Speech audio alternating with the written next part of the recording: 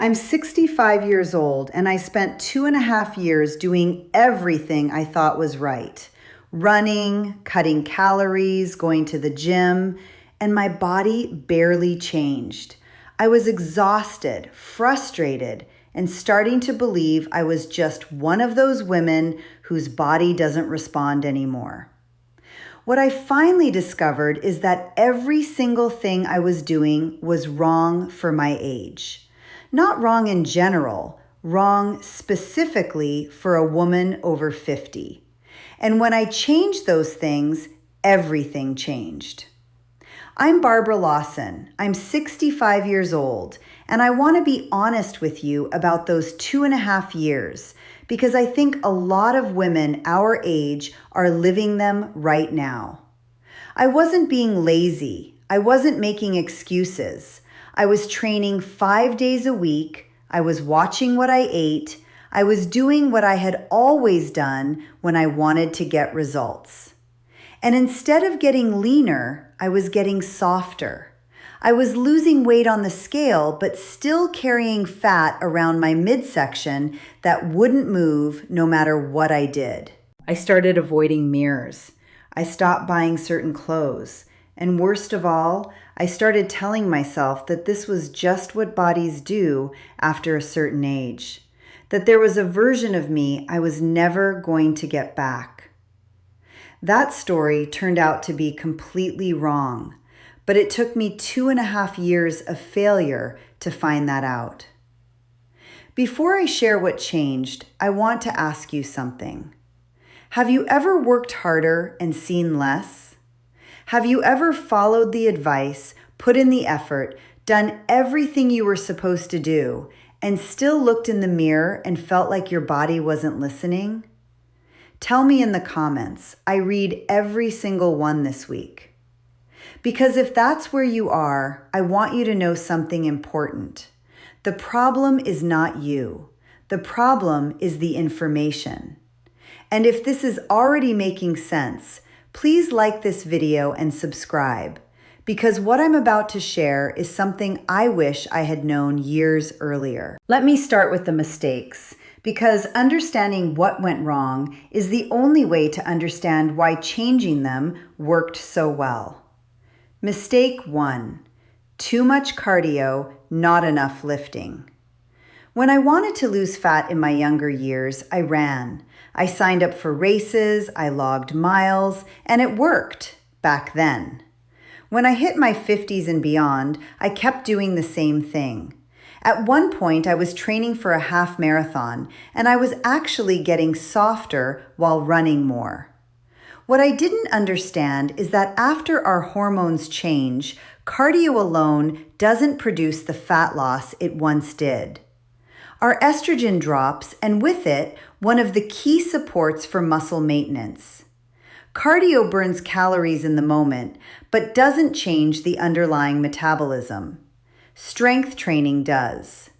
Building muscle raises your basal metabolic rate, which means your body burns more fat even when you're resting.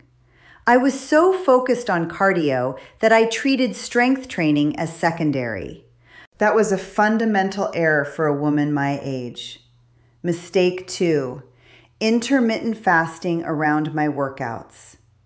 I was intermittent fasting during this period, and I wasn't eating for up to 5 hours before or after strength training. I thought I was being disciplined. What I was actually doing was starving my muscles of what they needed to grow. To build muscle effectively, your body needs carbohydrates before a strength session for performance and energy, and protein and carbohydrates within an hour after training for recovery and growth.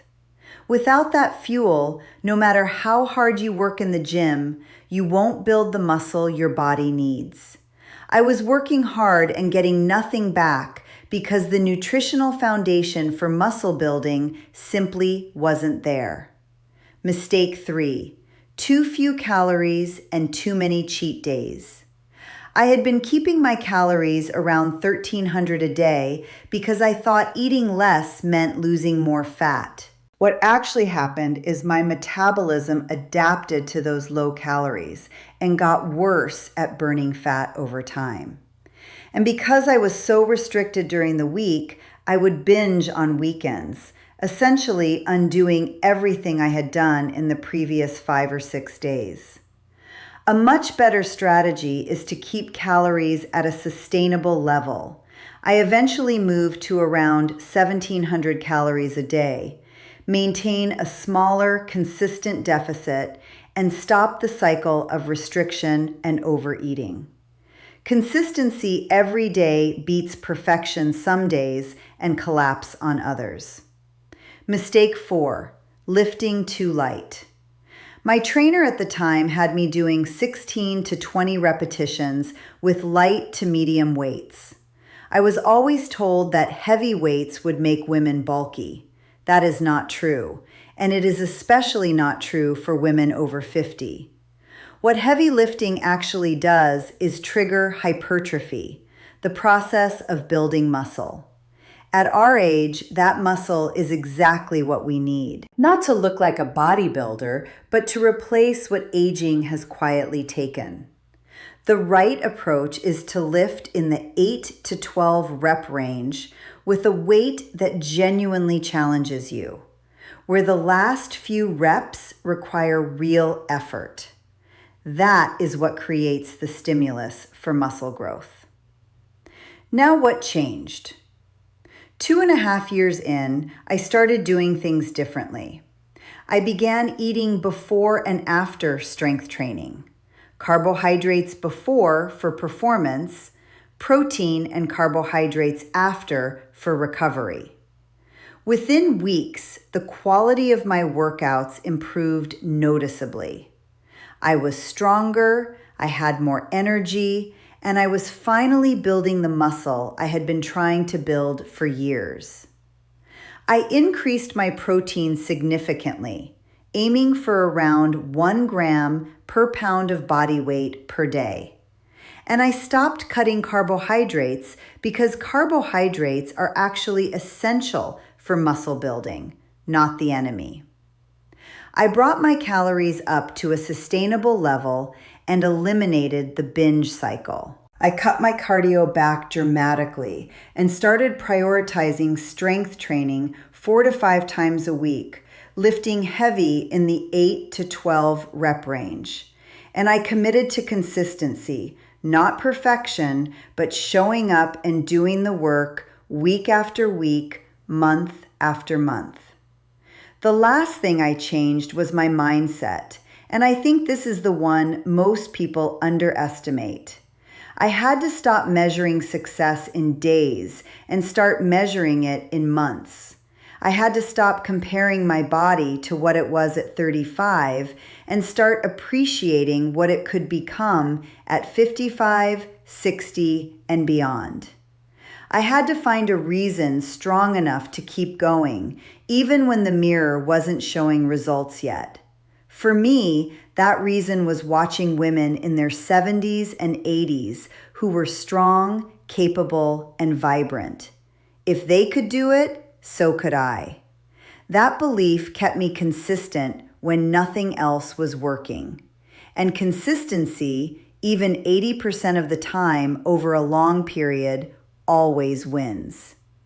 I spent 2.5 years working hard in the wrong direction. The body I have now took 5 years of total commitment, but the first 2.5 were wasted on the wrong approach. I don't want that for you. The information I just shared isn't complicated. It doesn't require expensive programs or extreme sacrifices. It requires understanding what your body actually needs after 50 and giving it exactly that. If this video helped you see what might be going wrong, please subscribe for more strategies that actually work for women our age. I'm Barbara Lawson.